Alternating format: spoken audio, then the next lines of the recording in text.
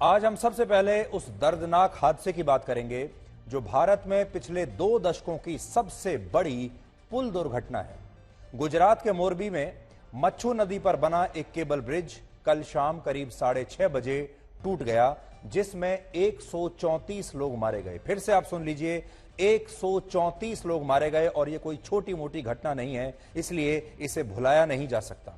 आज हम इस दुर्घटना का पूरा ब्लैक एंड व्हाइट विश्लेषण करेंगे और आज का जो विश्लेषण है वो खास तौर पर हमारे गुजरात के लोगों के लिए होगा, हमारे गुजरात के दर्शकों के लिए होगा, इसलिए क्योंकि मारे गए लोग गुजरात के थे और ये जो घटना है ये गुजरात में हुई है। लेकिन इस घटना में जो सीख छिपी हुई है वो पूरे देश के लोगों के लिए है, इसलिए जो बाकी के लोग हैं गुजरात के बाहर के हमारे दर्शक, उन्हें आज ये जानना चाहिए कि इस दुर्घटना से वो क्या सीख सकते हैं, क्योंकि ऐसी दुर्घटना किसी भी राज्य, किसी भी शहर, किसी भी गांव में हो सकती है, किसी के साथ भी हो सकती है, आपके परिवार, आपके रिश्तेदार के साथ भी हो सकती है। इसलिए आज हम आपको बताएंगे इस दुर्घटना के लिए कौन जिम्मेदार है और इतनी बड़ी दुर्घटना में ये जो लापरवाही हुई है, इस लापरवाही और बेईमानी के ठेकेदार कौन है। सबसे बड़ी बात यह कि अक्सर हमारे देश में लोग इस तरह की दुर्घटनाओं को दुर्भाग्य मान लेते हैं, भगवान की मर्जी मान लेते हैं, सोचते हैं कि इन तमाम लोगों की 134 लोगों की मौत आई थी इसीलिए वो इस पुल पर गए, और ये सोचकर वो घटना को भूल जाते हैं भगवान की मर्जी समझकर। लेकिन ये भगवान की मर्जी नहीं है, ये बेईमान और लापरवाह लोगों की मर्जी थी और उन पर कार्रवाई होनी ही चाहिए। ये जो तस्वीरें आप देख रहे हैं ये उसी समय की हैं जब अचानक से ये पुल टूट गया। लोग कुछ समझ पाते इससे पहले ही सैकड़ों लोग नदी में गिर गए, चीख पुकार मच गई। जो लोग सीधे नदी में गिरे उनमें से कई लोग कुछ मिनटों में ही डूब गए। जिन लोगों को तैरना आता था उनमें से कुछ ने तैरकर किसी तरह अपनी जान बचाई और दुर्घटना के बाद आसपास के लोग भी मदद के लिए यहां पर पहुंच गए, लेकिन तब तक बहुत सारे लोग पानी में डूब चुके थे, पानी में बह चुके थे। जिन लोगों की किस्मत ने साथ दिया वो ब्रिज की केबल और वहां पर जो जाली लगी हुई थी उसे पकड़कर किसी तरह से लटक गए। इस वीडियो में आप उन्हें मदद मांगते हुए देख पाएंगे।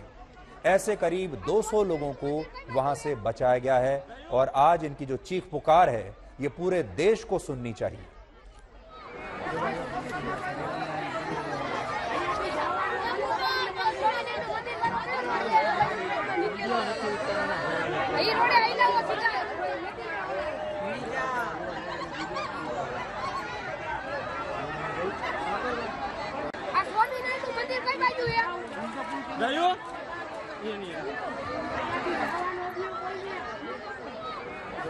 मैंने बच्चे को बहुत मैंने निकाला, कम से कम। कितने बच्चे को? मेरे अंदाज से 10 से 8 बच्चे थे। उन्हें एक लुगाई प्रेग्नेंट थी सीधे 7-8 महीने पे, मेरे अंदाज से वो प्रेग्नेंट थी, वो भी डेथ हो गई थी। लेकिन जैसे अपने तो मानव सेवा में क्या पकड़े तो मैंने साथी पाती दबाई तो कुछ निकले, फिर निकल गई। और एक लड़की थी मेरे पास, उसको भी जैसे 8-9 साल की थी, तो मैंने साथी रख दी दबाई तो इसने आंख खोली, मेरे सामने देखने लगी। लेकिन मुझे वो अफसोस हो गया कि वो जैसे 10 से 5 मिनट जैसे मुझे देख से ही ऐसी हो गई, फिर वो प्राण निकल गया। छोटे छोटे बच्चे ऐसे तल रहे थे पानी में, मैं भी नहीं बचा सका उसको।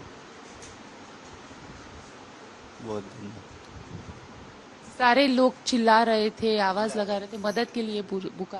आधा घंटा 1 घंटा हो गया, कोई बचाने के लिए नहीं आया। 1 घंटे के बाद आए सब लोग, बहुत चिल्ला रहे थे। छोटे छोटे बच्चे थे, लड़की लोग थी, बच्चे चिल्ला रहे थे। हमारे देश की समस्या ये है, लोगों की समस्या ये है कि हमारी याददाश्त बड़ी कमजोर होती है। हम 1-2 दिन ऐसी घटनाओं पर चिंता जताते हैं, दुख जताते हैं, आंसू निकलते हैं, लेकिन उसके बाद सब भूल जाते हैं। धीरे धीरे हम फिर अगली दुर्घटना का इंतजार करने लगते हैं। इसलिए आज हम चाहेंगे कि आज आप इन तस्वीरों को ध्यान से देख लीजिए। 134 लोगों का मारे जाना, बेमौत, उनकी मौत नहीं आई थी, बहुत बड़ी बात होती है। और आज ये आवाजें अगर आप एक बार सुनेंगे तो आप इसे बहुत लंबे समय तक याद रखेंगे। सुनिए आप।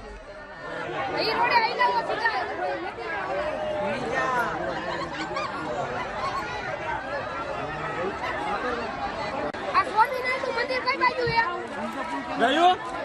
Ini ya. दुर्घटना के बाद बचाव कार्य शुरू हो गया था और ये आज दिन भर चलता रहा।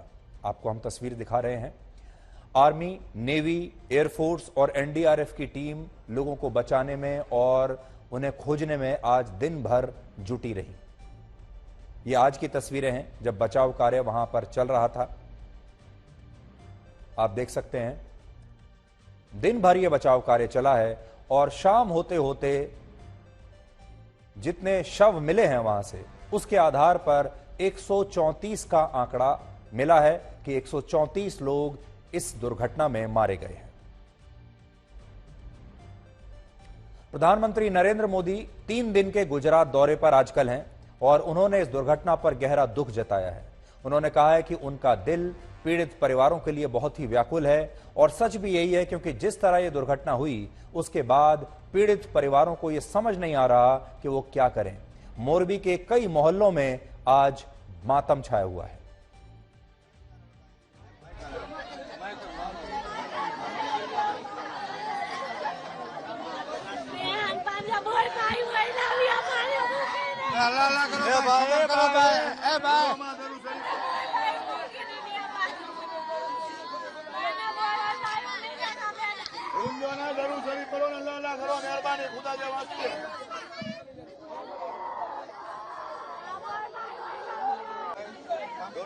वहाँ पे मेरे को कुछ दिखाई नहीं दे रहा था क्योंकि ऐसे ही मैं गिर गया था कि मेरे को पहले तो ऐसा ही लगा मेरे को सपना देख रहा हूँ।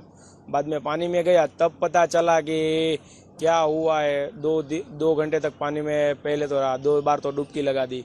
बाद में बाहर निकला और रस्सी देखी तो तैरना आता था थोड़ा घना, तो तैर के चला गया वहाँ तक रस्सी और 2 घंटे तक रस्सी पकड़ के खड़ा रहा। फायर सेफ्टी वाले ने आके मेरे को बचाया। 6 लोग थे, ब्रिज पे थे। मेरी बहन और एक मेरा भतीजा, वो तो ट्रैफिक देख के तुरंत वापस चले गए। उसको कुछ हुआ नहीं, भाई मेरा आया नहीं। और हम लोग आधे तक गए, आधे से ट्रैफिक ज्यादा था और ब्रिज भी ज्यादा हिल रहा था। हम लोग भी वापस आ गए, आधे से वापस पहुंच नहीं पाए। उससे पहले ब्रिज टूट गया।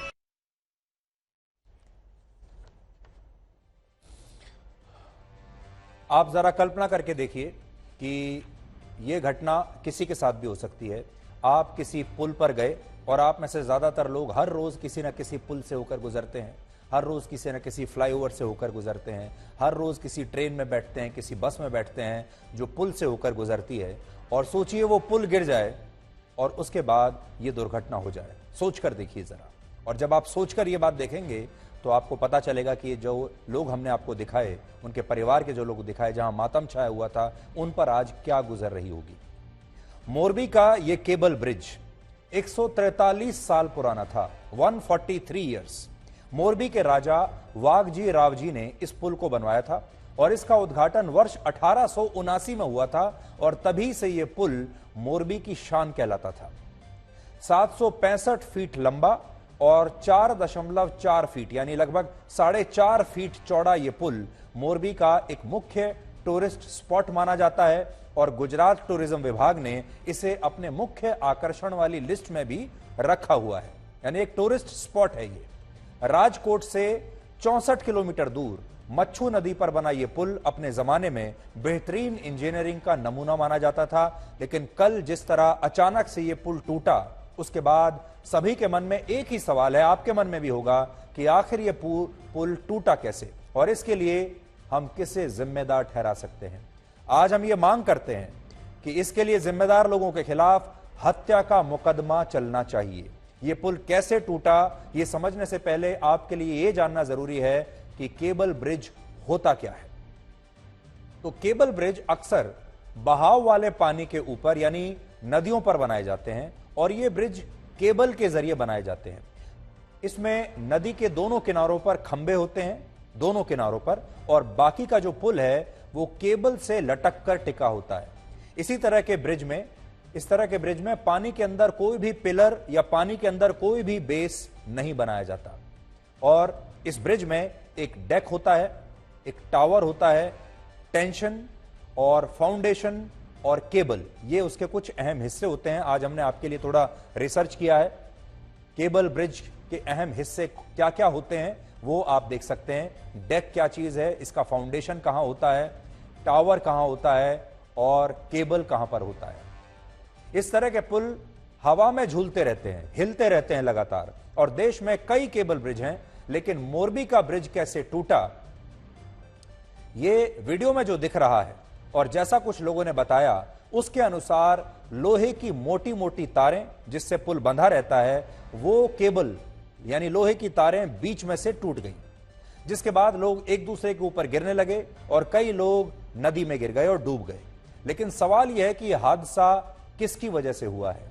आज हम आपको उन सभी दोषियों के बारे में जरूर बताएंगे जिनकी वजह से सैकड़ों लोगों की जान चली गई। लेकिन आज एक सवाल सभी के मन में है, और वो ये कि क्या झूले को जोर से हिलाने से भी कोई दुर्घटना हो सकती है? क्या इस पुल को झूले की तरह जब हिलाया कुछ लोगों ने, क्या उससे दुर्घटना हो सकती है? क्योंकि आज एक वीडियो बहुत चल रहा है जिसमें कुछ युवक दिखाई दे रहे हैं जो कि इस पुल को लगातार हिला रहे हैं, इससे खेलने की कोशिश कर रहे हैं, जोर जोर से इसे हिला रहे हैं। और ऐसी तस्वीरें आने के बाद देश भर में लोग ये सवाल पूछ रहे हैं कि क्या इस तरह से जोर से इस पुल को हिलाने से क्या केबल टूट सकती हैं और क्या यह पुल गिर सकता है? क्या यही वजह थी?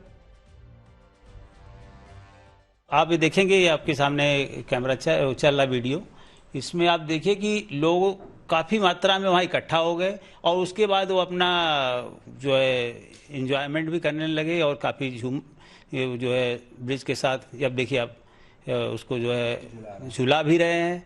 और इसके कारण इम्पैक्ट लोड, ऑलरेडी लोड बढ़ा हुआ था, डायनेमिक लोड के कारण लोड और बढ़ गया। और ये देखिए कि जो सस्पेंडर हैं, जो ब्लू कलर की, ये ग्रीन कलर के जो सस्पेंडर हैं, केबल्स हैं, ये मेन केबल से सस्पेंशन ब्रिज से लटके होते हैं और ये सस्पेंडर में लोडिंग ज़्यादा होने से ये सस्पेंडर ब्रेक हो गए। अब एक सस्पेंडर जो उसमें सबसे वीक था वो ब्रेक हुआ होगा, उसके कारण उसका लोड डिस्ट्रीब्यूट हुआ दूसरे सस्पेंडर में, और इसको बोलते हैं साइक्लिक फेल्योर। इस कारण एक साइड के सारे सस्पेंडर टूट गए।